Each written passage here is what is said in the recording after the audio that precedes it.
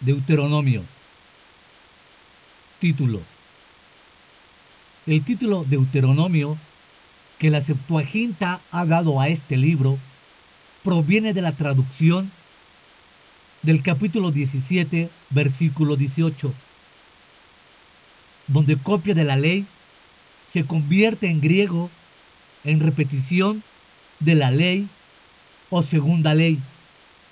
En hebreo, el libro se titulaba Estas son palabras o sencillamente palabras, siguiendo las primeras palabras del libro.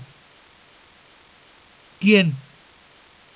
La tradición judía y cristiana es unánime al atribuir el contenido de este libro a Moisés, el cual es mencionado más de 40 veces, hablando en primera persona.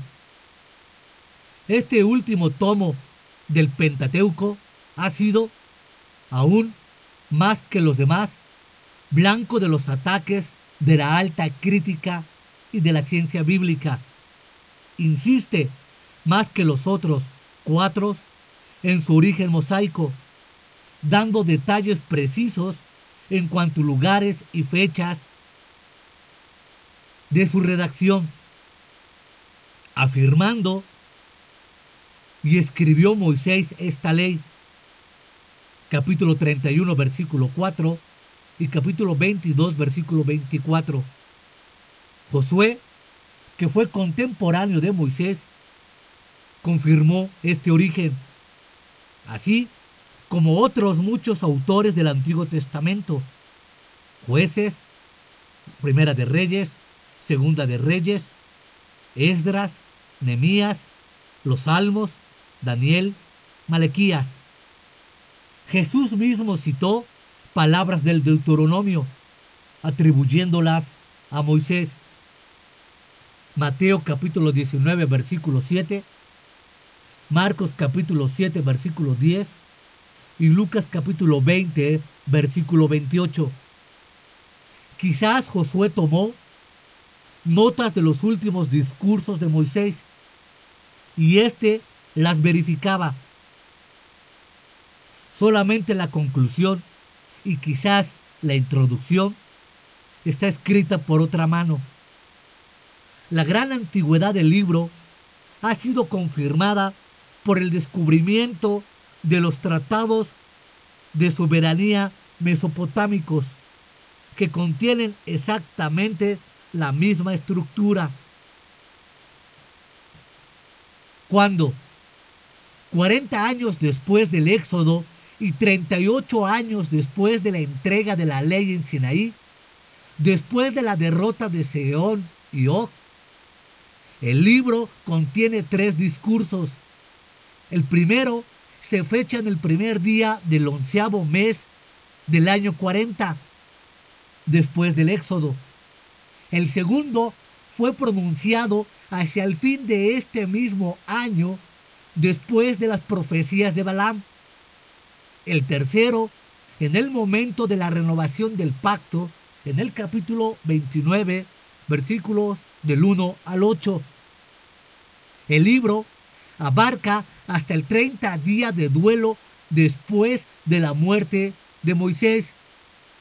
Incluye, por tanto, los últimos 2 meses de vida en el desierto en el año 1406 a.C., donde el primer discurso fue pronunciado más allá del Jordán, expresión que desde tiempos de Abraham se refería a Transjordania. En el país de Moab localiza muy exactamente el lugar. El tercer discurso tuvo lugar al este de Jericó, según capítulo 28, versículo 69. Que lo esencial del libro consiste en los discursos de Moisés. Son discursos de despedida, de ahí su carácter solemne. El guía del pueblo de Dios considera el pasado mirando ahora hacia el futuro. Este pasado enseña a la nueva generación que la única manera de conquistar la tierra prometida es obedecer los mandamientos de Dios. Por esta razón, Moisés repite, explica, amplía y aplica la ley a las nuevas condiciones que Israel encontrará en Canaán, intentando sacar a la luz su real significado más profundo y espiritual. Las pequeñas modificaciones son prueba de la flexibilidad del mandamiento divino que se adapta a los cambios de circunstancia. Ahora se tratará de casas y ciudades y no de campamentos.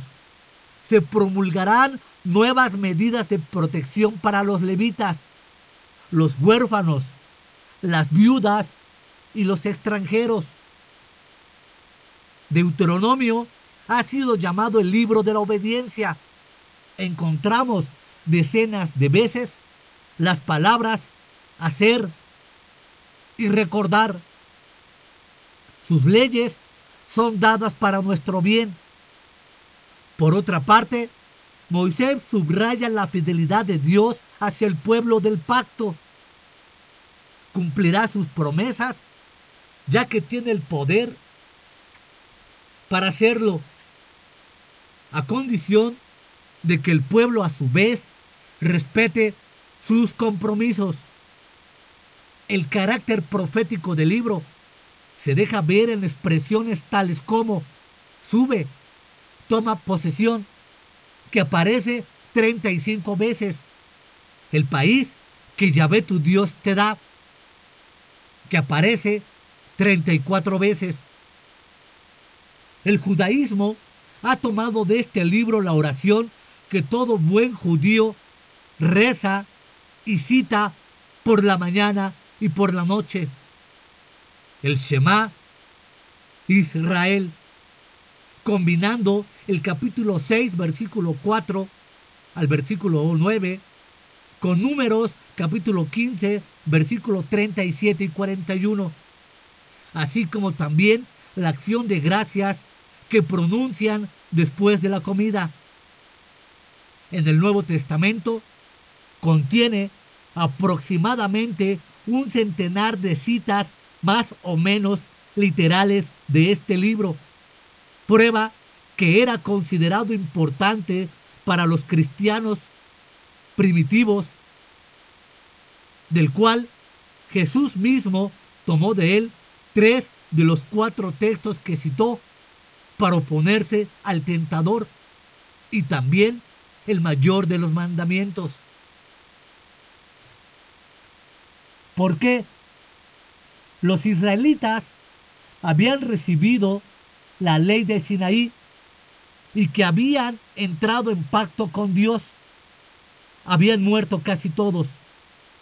Era necesario recordar esta ley a la nueva generación, explicársela y aplicar los principios a la vida futura en Canaán, para que los conquistadores de la tierra prometida supieran perfectamente lo que significaba estar bajo pacto con Yahvé.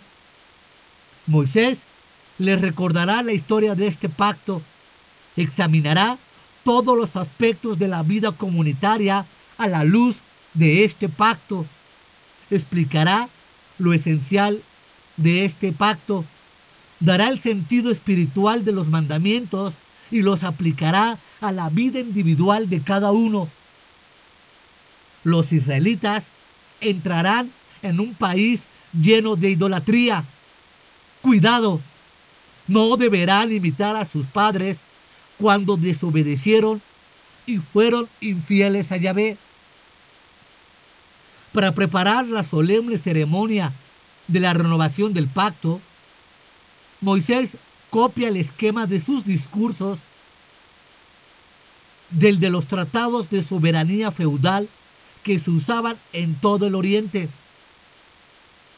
Yahvé es el soberano, único y todopoderoso, expresado en capítulo 6, versículo 4, capítulo 15, versículo 10, versículo 14 y versículo 18, que quiere asegurar el futuro de su pueblo.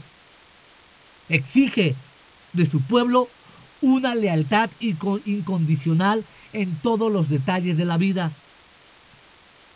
Que destruyan los lugares destinados a la idolatría que encontrarán en Canaán y que amen a Yahvé, reverenciándole y obedeciéndole. Este amor deberá ser extendido a los débiles, a los despreciados e incluso a los animales. Dios les habla de las consecuencias de su obediencia, pero también les habla de las consecuencias de la desobediencia. Ellos deben escoger. La mirada profética de Moisés llega hasta los lejanos siglos cuando vendrá el profeta. Capítulo 18, versículo 15. Cuando Israel será dispersado entre todas las naciones y restaurado en su país. ¿Cómo? La estructura del libro es la de los tratados que se hacían entre soberanos y vasallos en el transcurso del segundo milenio antes de Cristo. ¿Cómo? La estructura del libro se muestra así.